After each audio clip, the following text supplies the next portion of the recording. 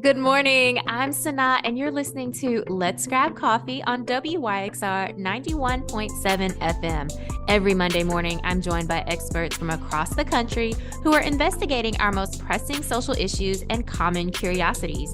Over the next hour, you'll learn about their inspirations, motivations, and of course, what they know about the world around us. So go ahead and grab that cup of coffee and get ready for a fun and insightful conversation. If I asked you to name your favorite music, what would you say? Would classical music make your list? What about your top five? Many of us have come to associate classical music with fancy garden parties, the moneyed elite, or stuffy concert halls. But classical music is so much more than these stereotypes. Today, I'm excited to welcome Arianna Warsaw-Fan Rauch to the show.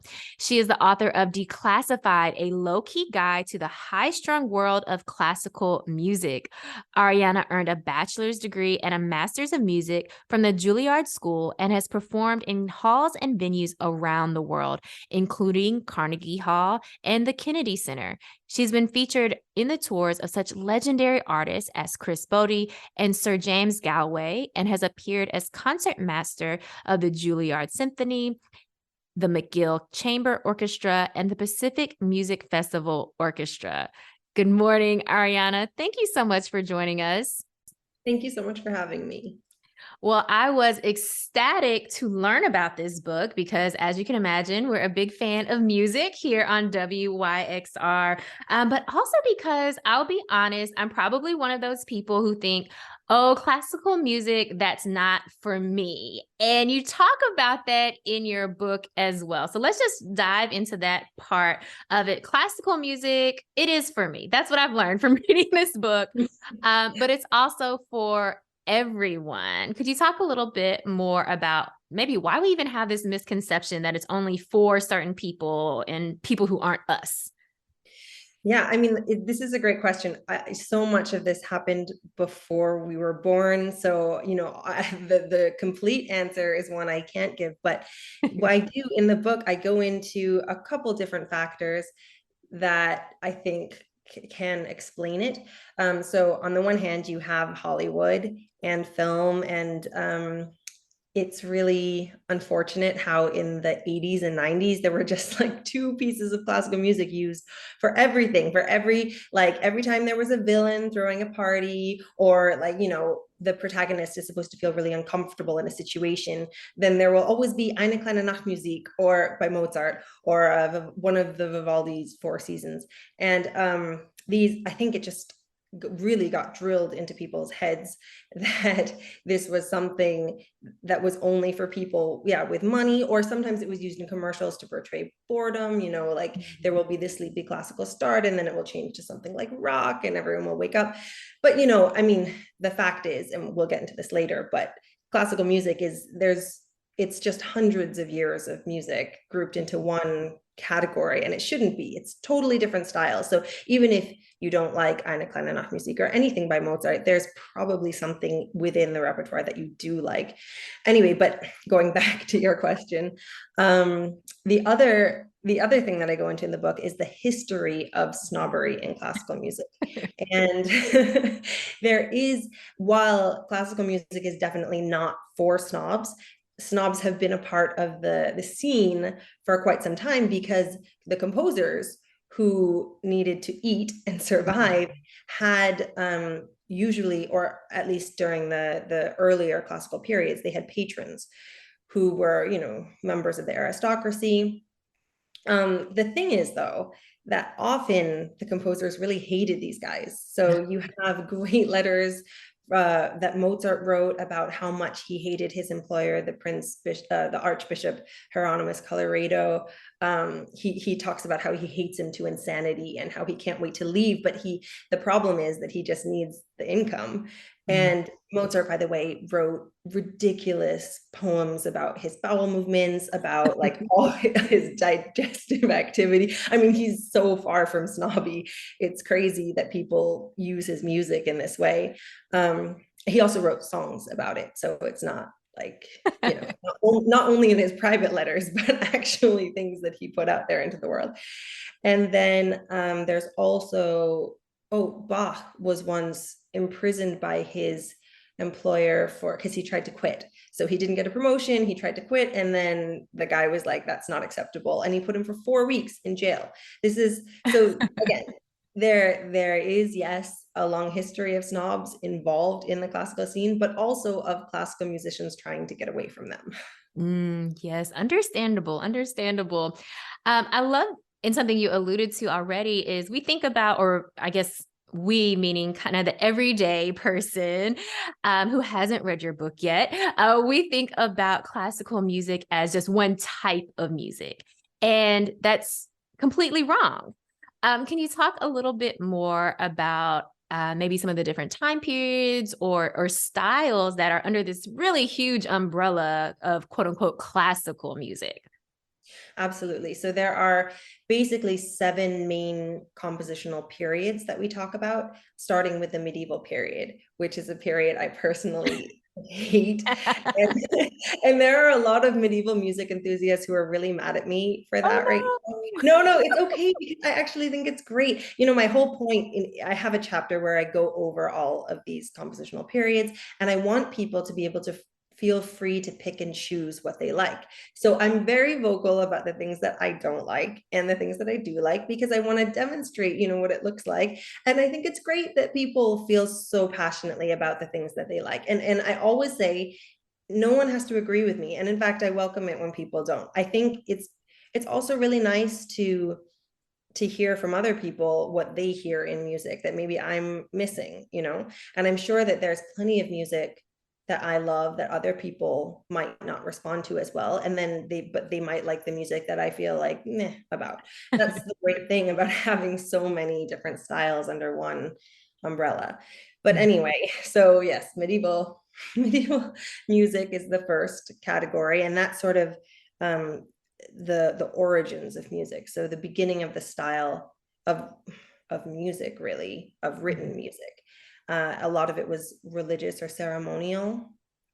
And you have things like Gregorian chant, which is what, you think of monks singing, chanting. It's less melodic. Mhm. And then we move into the Renaissance period. This is the next one. And this is sort of like, some of it is sort of court jestery, and like it's actually the kind of music you usually hear at medieval festivals, because people they sort of conflate, they merge the two. But there's also some gorgeous choral music. There's some gorgeous songwriting, which is actually, in form and length, it's a lot closer to our modern pop song than the music in the middle, which is really, I find really fascinating. And then the Baroque period comes next. And this is where the sort of the main course, the meat and potatoes of classical music, starts with the Baroque period. Probably this is with Bach, Vivaldi. These guys were Baroque, and this was, I find it's a really intense period. There's a lot. There's something called counterpoint that goes on, where you have a few different voices that are working independently, and it makes it very exciting rhythmically. And also, there was still a lot that was used for formal ceremonies. So sometimes there is music that feels a little bit, a little bit austere by design, because it was used by the church. And then there is also music that feels quite passionate and wild. And then there is also music in there, the counterpoint that I talked about, these two voices. Some people describe this music as being a little bit cerebral, because there is this puzzle-like quality there that sort of, it's a little fascinating. I think it's like an exercise for your brain, but it's not that that's all that there is. It's still really beautiful, a lot of it, and moving. It's just that there's also this sort of introduction to the rules of composition. And so a lot of composers were excited about testing these formulas out and expanding on them. And then comes the classical period, and this is where you have Mozart and Beethoven, earlier Beethoven. And this is I guess Baroque and classical are the two periods that produce the most music that's used for these snobby garden parties. But then we move on to the Romantic period. And this is where music, for people who don't like the earlier music, the Romantic period is where it gets really accessible. It's just so emotional.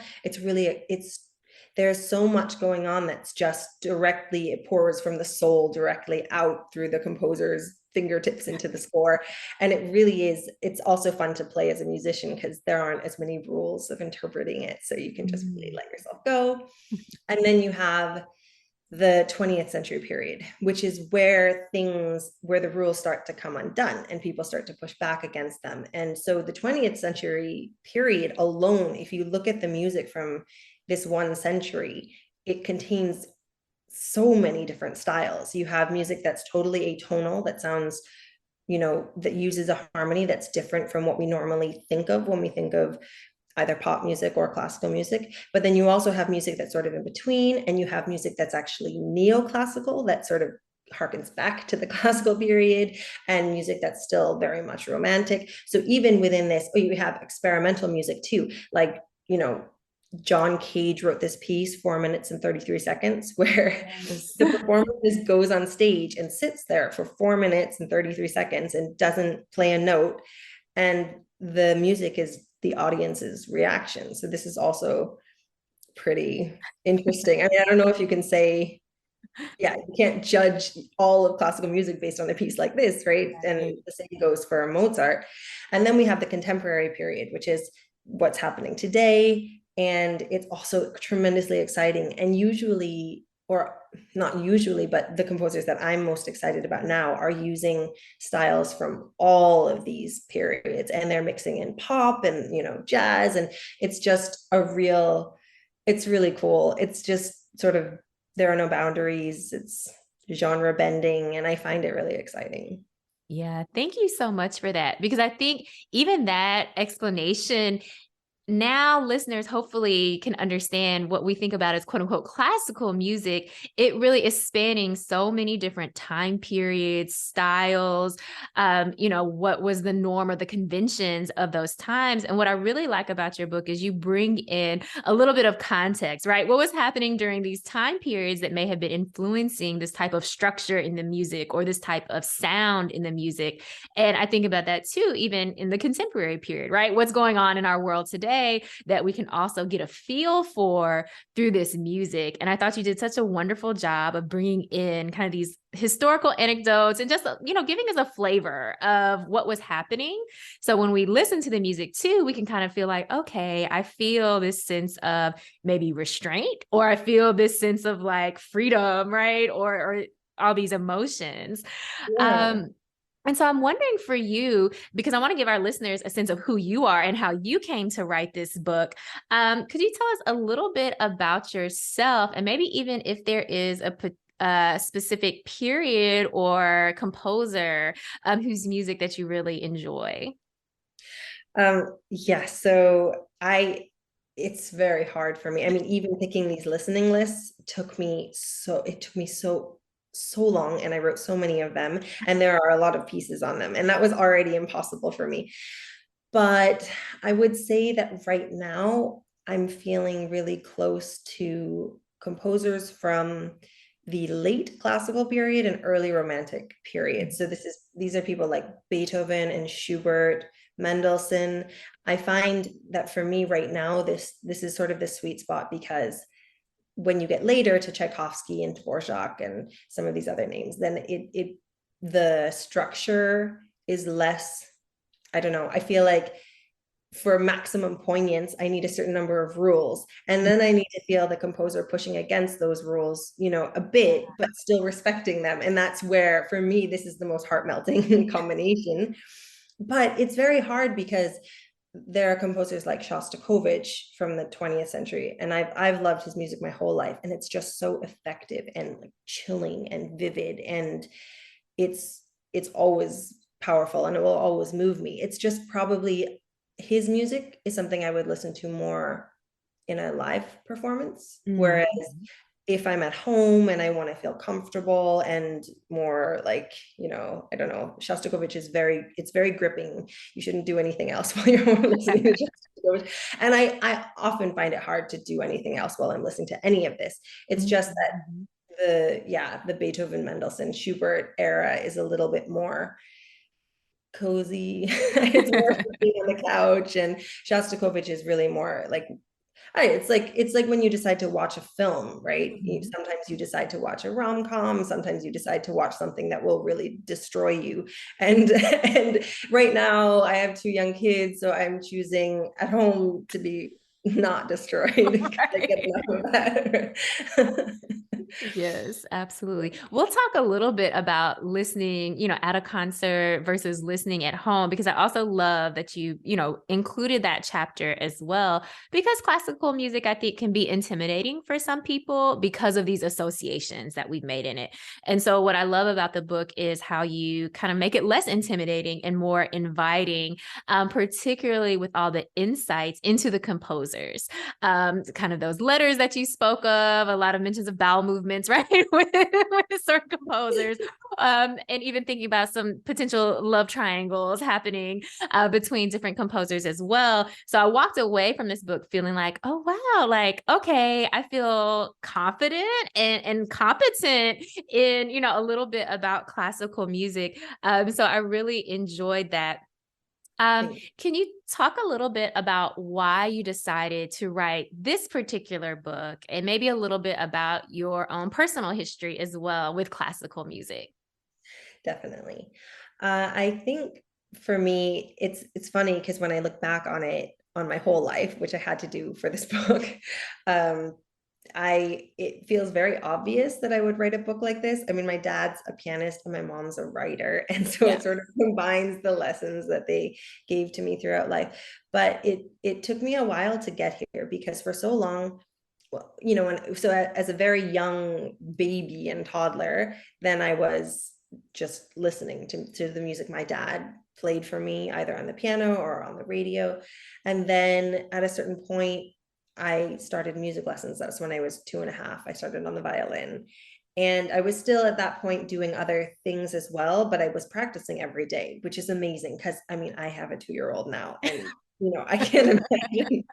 So it was really just my dad was so patient, and he would sit there with me, and we have videos of him being like, so that was pretty good, ours, but I feel like he did it again. And of course it wasn't good. He just was really tolerant.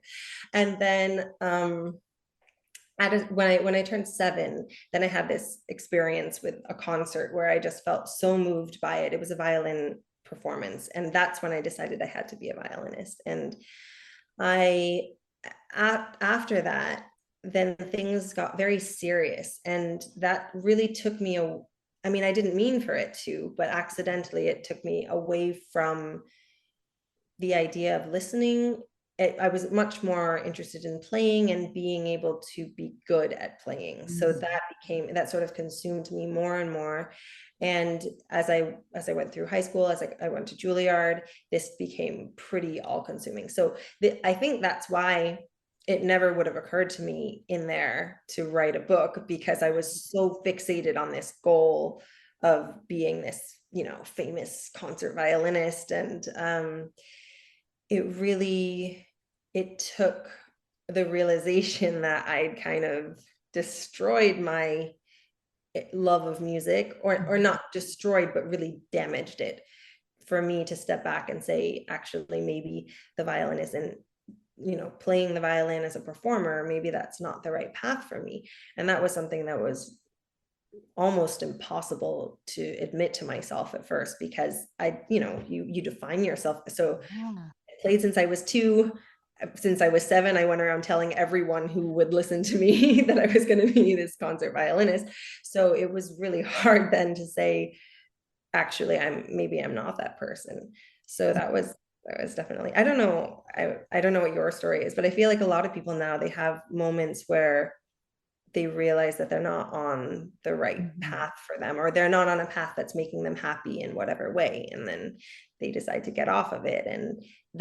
So it was the getting off of it that really brought me eventually to this book and Mhm. circled back to this idea of listening with more joy and less scrutiny. And Yes, I love that because I very much related to how you were talking about yourself in this book as very, goal oriented. You wanted to be the best and having that competitive spirit. And maybe again, that is like a violinist thing, right? As you talk about in the book.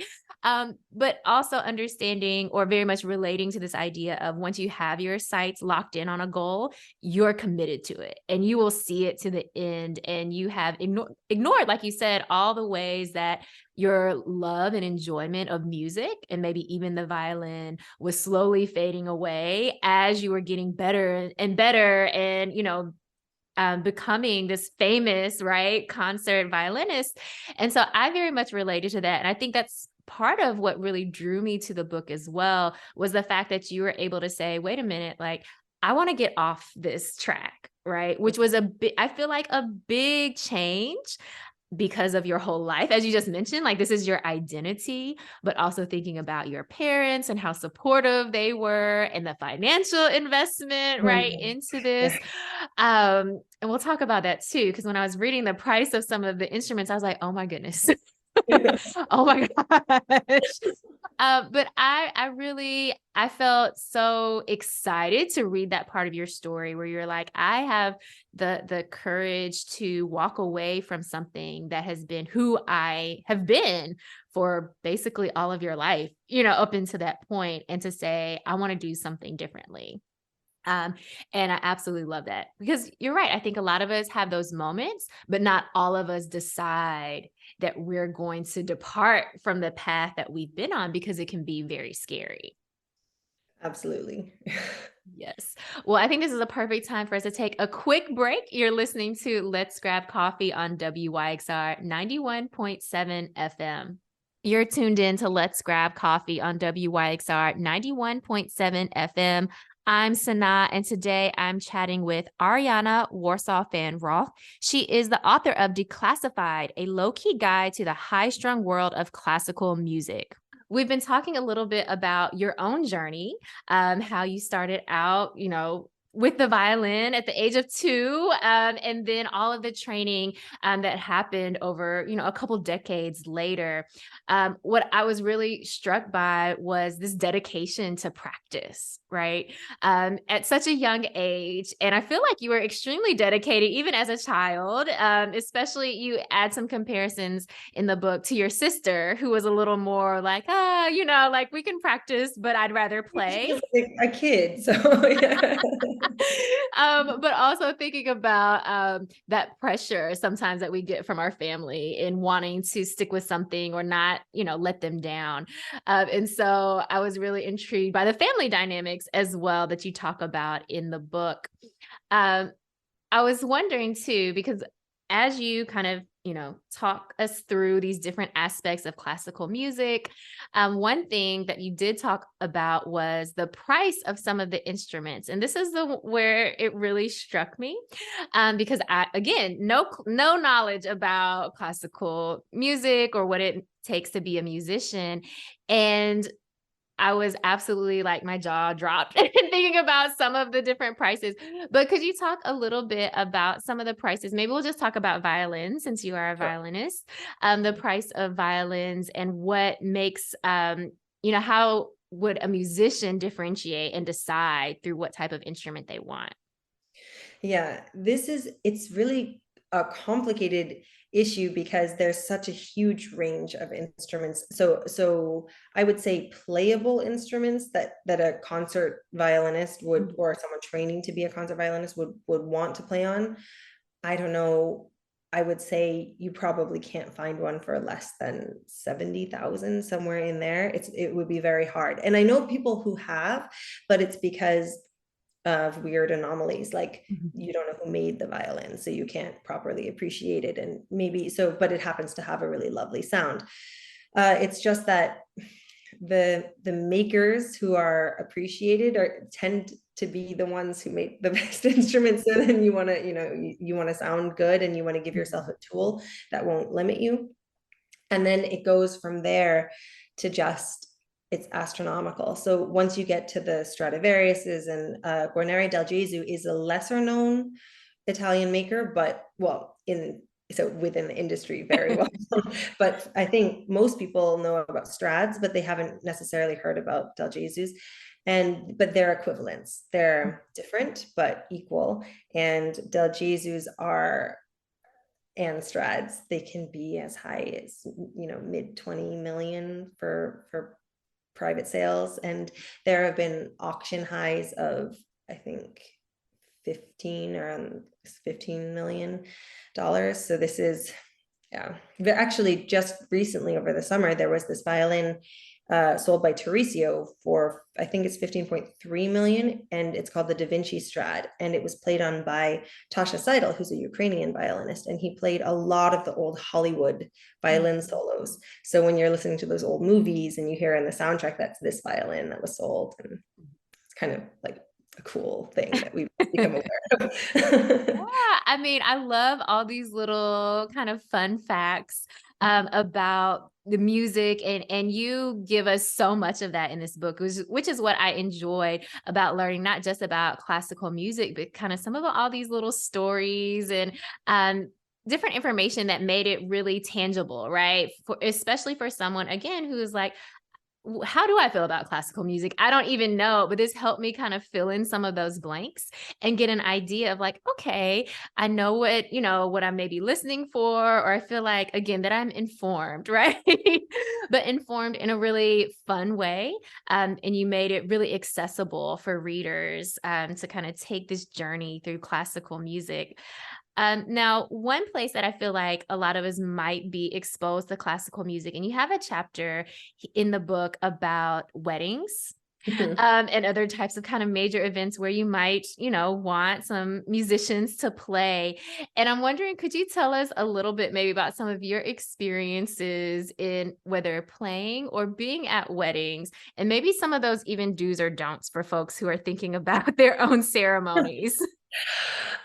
Yeah, so playing at weddings, I feel like I've had really good experience and really bad experiences, and I haven't played at so many weddings. So there's big range in my limited experience, and I know people who do this all the time, and their range is even more. I mean, it's amazing sometimes the things that happen. But for me, yeah, I talk about one absolutely disastrous wedding that I played when I was a student, and we were really badly paid, and no one really told us what was going on, and no one was really nice to us, and so we didn't really prepare, which was bad. We should have prepared. But the situation, I don't know, when you think you're going to be, or when you're planning to be super famous, and then someone's like, here, take $20 to play at my wedding, then we're not going to tell you like when to start, blah, blah, blah. It's easy for the combination of arrogance and bad pay to sort of explode. And it did in this case. It was just really, really bad. We played badly, and I wish I could redo that, but it's too late now. So, yeah. And then later, I also remember when I was at Juilliard, I played at a really amazing wedding where the thing that made it amazing wasn't that we were paid so much. We were paid well enough to feel like we were appreciated, but it wasn't a huge amount.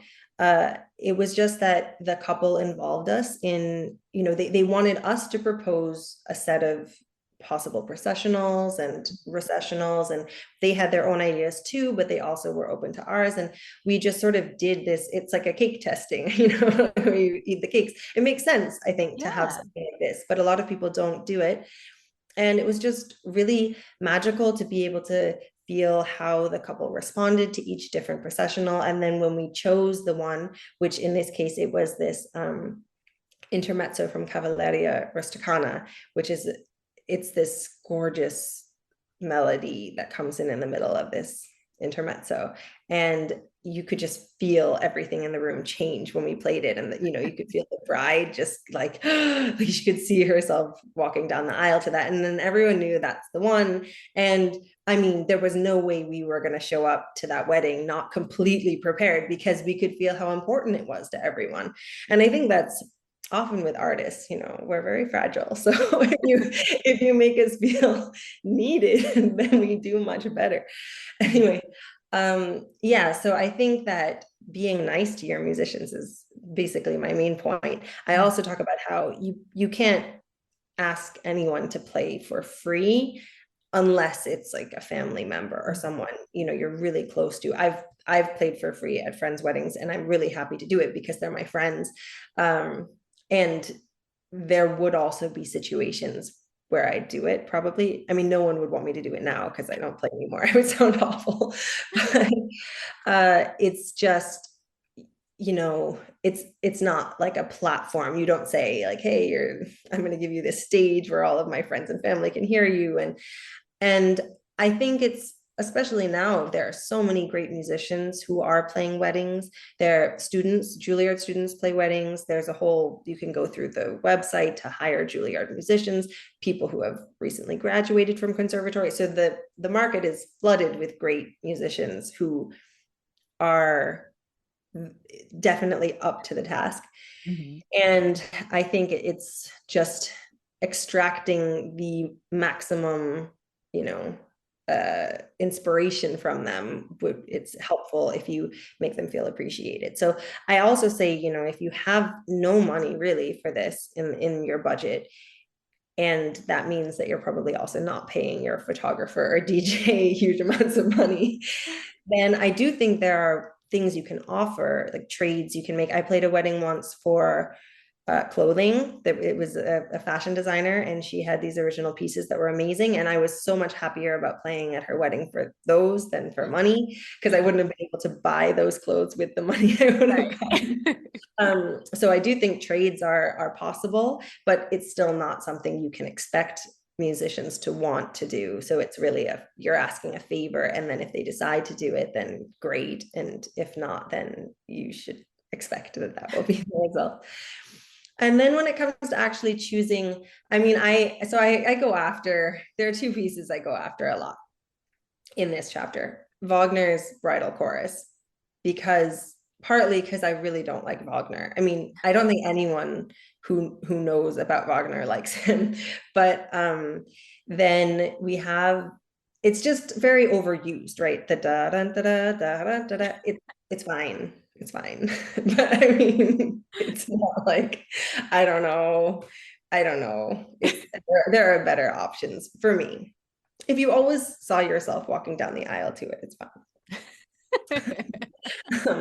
And then the other one that I talk about is Pachelbel's Canon. And this one I feel bad about because I know a lot of people really like this as a processional and just as a piece in general. And I think it's okay for people to like it. It's just, for me, I've heard it so many times, and it's so, and the poor cello has to play the same 8 notes like over and over and over and over again it's not nice. It's not humane. So again, I think there are better choices. I think there are all kinds of, and I list some of them in the book. But I especially like some of these arias and opera scenes that were written specifically for weddings, for wedding scenes in the operas themselves. In fairness, Wagner's Bridal Chorus was written for an opera scene. So that it gets the only reason that I didn't completely, forbid people, not that I have the right to forbid people to do anything, but it's because it gets points for being appropriate. Yes. I mean, I guess the whole chapter about the weddings and musicians really stuck out to me because it's something I think we're kind of familiar with, and definitely people put a lot of thought into that moment in their lives. And we want people to have some beautiful music that's marking that moment, and not maybe the same kind of standard couple of pieces that we often hear. And as you were talking, I was thinking about how, as you mentioned, the bride, the one that you all actually had kind of like a consultation and this kind of collaborative spirit with, and that moment of, a bride walking down the aisle and the emotions, because this music should make us feel something. Music in general helps us kind of process our emotions, or we often think about memories where a certain song or melody kind of is marking that moment. And so I was maybe a little surprised in the book where you talk about how oftentimes for musicians, you have to remain a little bit detached or a little bit emotionless in order to actually elicit the proper emotion from your instrument while you're playing a piece. Could you talk a little bit more about that? Yes. So first I want to leave open the possibility that there are a lot of musicians who were much better at this sort of emotive connectivity than I ever got to be. Mhm. I do think there are musicians who find a way to channel things a little bit more directly. For me, I found, yeah, as you say, when you feel a powerful emotion, your body responds. Even when I just said the word powerful emotion right now, and I got like little goosebumps. So maybe I'm just more, I don't know, my body responds more to these thoughts. But if you're afraid of heights and you're up somewhere high, your fingers sweat, and the same thing happens in emotional situations. And for me, the physical responses that my body had when I would actually internalize some of these powerful emotions just made it so that it made it very difficult to execute passages in this. It's a really, we're talking about a fraction of a millimeter on the violin. There are no frets. It's not like on a guitar. So you have to be exactly in the right spot with your finger. And that's just on the left hand. Then you have to control your vibrato, which is when the hand sort of shakes back and forth a little bit. And if you're feeling very emotional, maybe your hand is shaking a bit too much. And that can also make your right hand with the bow less steady. There are all kinds of things that you have to be aware of as a performer in order to make sure that the everything goes smoothly. It's not just a matter of standing up and playing something the way that you feel it. You really, when you're in your practice room and you're working on your interpretation, you really have to plan out every aspect of it. Where you'll be in the bow when you play this note, where you'll be, like what you have to do with your finger down here so that when you shift up to this note, you're in, it's very, in some ways it's very mechanical. Mhm. And for me, I let it get way too mechanical because I discovered really early on that it was so hard for me to feel things and play in a way that sounded the way I wanted, it sounded good to me at the same time. So I did separate it. And it's true, you can create the effect of sadness or joy or softness or tenderness, any of these, anger, just using your physical, different techniques. It's not that you need to have this emotional aspect in order to do what's technically required to create that effect. But I do think that audiences can feel when it's genuine and when it isn't. And so, if you're in the audience and you feel like you're connecting to someone on stage, it's likely that they're genuinely giving you these emotions. It's just that it is filtered a little bit because it has to, you have to be slightly circumspect. You can't do anything. Sometimes there is spontaneity in performance. I don't mean to say that, that there's no room for doing things as you feel them. It's just, it is limited what you can do, what you can spring on an orchestra if you're the soloist, or what you can, I mean, if you're conducting, right, you can't just suddenly feel that you want it to go twice as quickly as no one will be prepared for that. There has to be reference to what you've studied and what you've rehearsed. And again, for me, I just really removed the human aspect of it because I wanted to become this mechanical. I wanted to be a robot, basically. So Yeah. I mean, you talk a little bit about that in the book too. And, talking about admiring someone else for their ability to kind of on the spot, kind of create an ending to a piece, or, being able to just be a little more freer, right? And come up with kind of their own composition on the spot. And I think for me as a not an absolute non-musician, I'm like, oh my goodness, I could never. But because I'm like, I couldn't even play an instrument. But so I loved, just hearing about your own perspective and thinking about how you approached it. And obviously there are a lot of different, ways, very much dependent upon the individual, but thinking through also all of the practice, right? All of the practice that you put in throughout your life, or musicians in general put in throughout their lives in order to kind of perform just for these, very short moments, right? But it's all these decades of practice, practice, practice that goes into it. And I think I found an even deeper respect for folks who are able to do that. It really is. I mean, I have so many friends and colleagues who are still performing, and they're so happy doing it. And I find that so impressive, because I think it's really hard. First of all, the years of training. Although while you're doing that, it's very much blinders, so Yeah. it's really like, I don't think I really thought about it that much. This was just like a compulsion. It's what I had to do. And I think it's that way for a lot of us. But then you get out of school and it is really different, because your career becomes less goal. It's not that it's not goal oriented anymore, but when you're in school, you'll work towards a competition or a performance, and it will be that one night, right? And then when you have the performance, that's your one shot, and there's all this adrenaline, and then you're done and you get to celebrate, and then you get to learn a new piece. And it's not that way once you get out of school. You end up playing the same piece over and over and over again, and sometimes it can feel like there's nothing you can win, because you've already done it well, and now the next time you have to try to do it well again, but you might not. And so there's this pressure, but less of this feeling of having just climbed this great mountain, because you can't come back down. You're just stuck at the top. And I think that what really impresses me is these performers who are able to go out night after night with the same music and really reinvest in it, and find new levels of meaning, find new.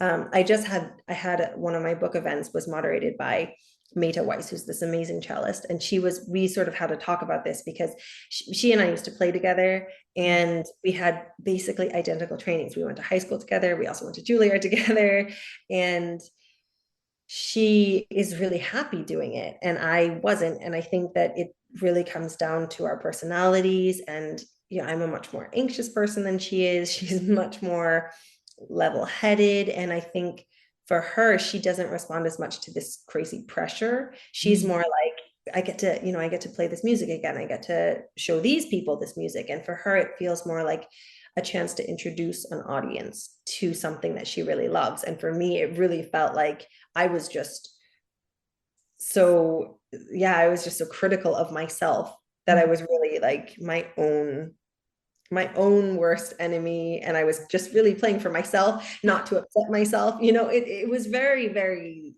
egomaniacal. Is that the personality of a violinist, though? I'm wondering now, right? As you talk about it in the book, compared to like a cellist. So that's why I'm like, it's a cellist. So yeah. so Yeah. who knows? Well, let's take another short break. You're listening to Let's Grab Coffee on WYXR 91.7 FM. You're tuned in to Let's Grab Coffee on WYXR 91.7 FM. I'm SunAh, and today I'm chatting with Arianna Warsaw-Fan Rauch. She is the author of Declassified, a low-key guide to the high-strung world of classical music. Now, something you talk about in the book is also, your own journey, and thinking about how you began to be able to actually listen and kind of appreciate the music again. Could you share a little bit about how that happened for you? So I think it started, I mean, I want to be, the book is obviously, it's a limited view of my whole life. And I'm sure there were moments, I mean, I remember moments when I was playing, even at my worst, when I could appreciate that the music was beautiful. But it's just that more and more as I got into this, especially once I started dating this other violinist who also gets mentioned in the book. And then I just became so fixated on beating him and being, not the other violinist in the relationship, that I really got distracted about, from what really mattered. And so even though it's sad to say, breaking up with him helped a lot, because two competitive violinists in a relationship who both care a lot about technical perfection, it makes it it really compounds. It makes it so much worse than I think it would have been for either of us alone. And then I think I've always had this part of me that really cared about what other people thought. And so that made it really difficult to imagine that someone could hear me play and find faults, right? So I was very afraid of making mistakes, I think. And this, you know, I don't know, my husband now sometimes talks about this. There's some German saying about the joy of winning should outweigh the fear of failing or fear of falling or something like this. And for me, it was really all about the fear of falling. And I didn't really remember that there was something that could be won, because again, had totally lost sight of that. So getting out of that relationship and then joining this tour, I did this, I think 5 or 6 months with Chris Bodie, who's this amazing jazz trumpeter. He's won Grammys and he has this amazing tour that's really impressive. It was a totally different lifestyle. It was like there were private jets and fog machines, and I met people I never thought I would meet. I was backstage. I was standing like a foot away from Helen Mirren and Aretha Franklin, like at the Kennedy. It was crazy, and I ultimately realized that his music, while it's amazing, and probably his authentic music, wasn't really it wasn't the music that was closest to me, but it was really interesting to see the way that his audiences could respond, and to get away from this sort of classical stuffiness that doesn't exist everywhere, but exists in a lot of the performing environments that I was playing in. And so that helped to just get a little time away, to get a little perspective, to sort of put my finger on maybe what the problem was. And then meeting my husband was really helpful, because he's not a musician, and because he's someone that I instantly, it's so corny to say, but I felt immediately like someone that I trusted, and someone that I was like in love with him right away, and but in a really genuine way, in a way that felt like I couldn't pretend like he deserved the truth of me, and not something that I was projecting to be impressive. And at a certain point with him, I started thinking of these pieces that he might not know, that I remember really loving, and then I started playing them for him, and that was pretty magical, because it's like, even if he didn't react to them the way that I wanted him to, sometimes he'd be like, wait, no, did you go? Let's go back, because I think you missed that. But I just really loved being able to let myself imagine what it would sound like to someone else, someone who hadn't heard these pieces the way that I'd heard them so many times, or someone who hadn't ever played them, who hadn't, developed the same baggage with a lot of these sounds. So that really helped to free me. And then ultimately deciding to stop performing was, again, such a hard decision. And you mentioned my parents. I mean, it's just, I still feel gutted when I think about, they were amazing sports, but it cannot have felt great for them after investing the kind of time and money and my education, for me to be like, so guys, I'm gonna go a different route. So I really, even though had to disappoint, maybe they didn't say they were disappointed, but I felt like I was disappointing some people by stepping back.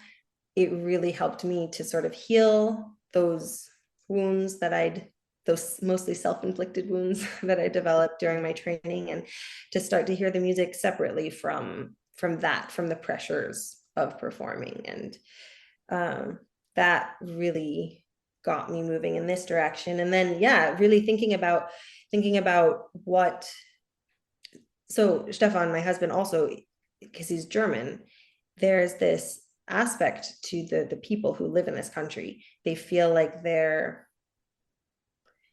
entitled to listen to this music because it's part of their history.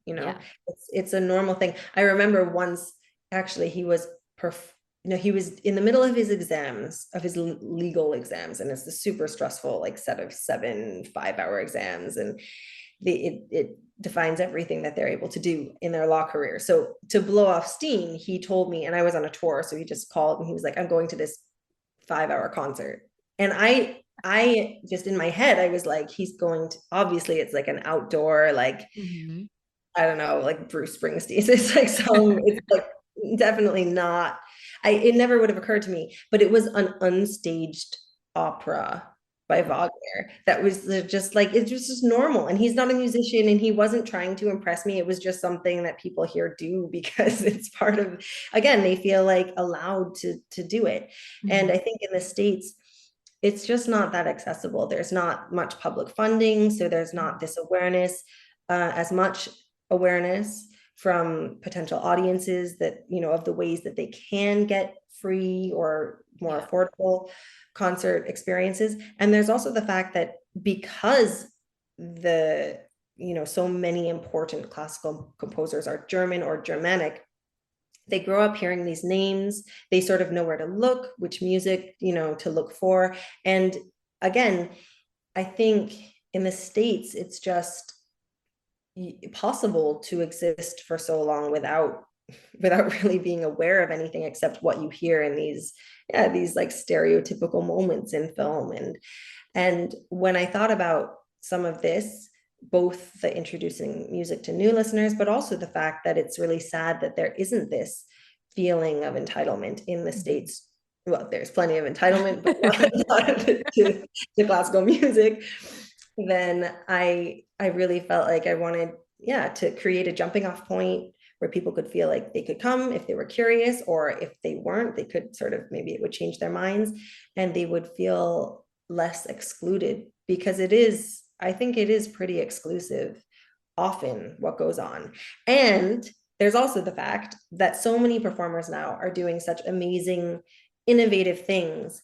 And what's sad is that the only people who know about them are the people who are already listening to classical music and following them. So I just wanted to draw attention to some of what they're doing. And I do mention a lot of them in the book as well, because I think it's, diversity is getting better, so there's more representation, but there's also much more that's designed to reach out and engage audiences in ways that a few decades back, would have been totally not allowed.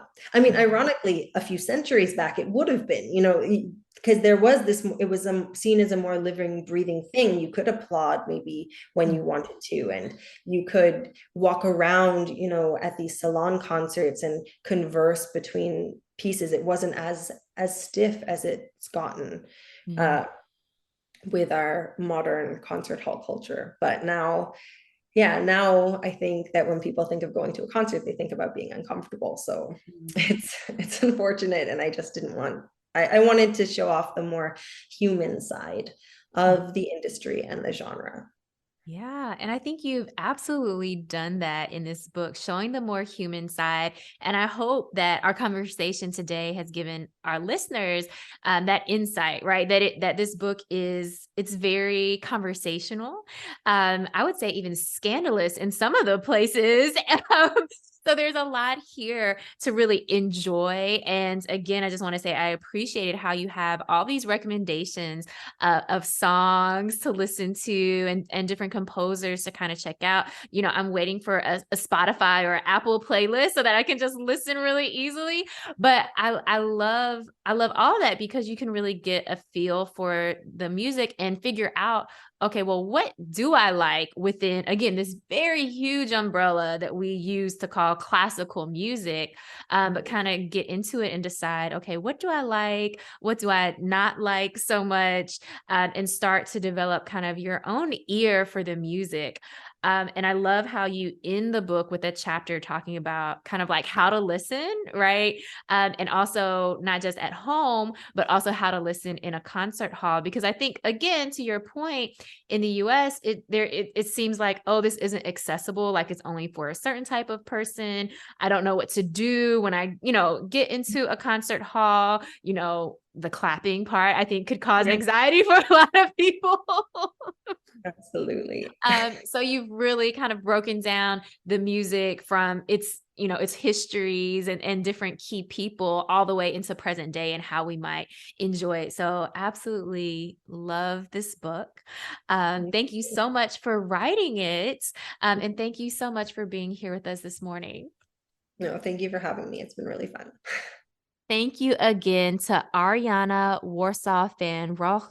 She's the author of Declassified, a low-key guide to the high-strung world of classical music. It was probably apparent from our conversation that I loved this book.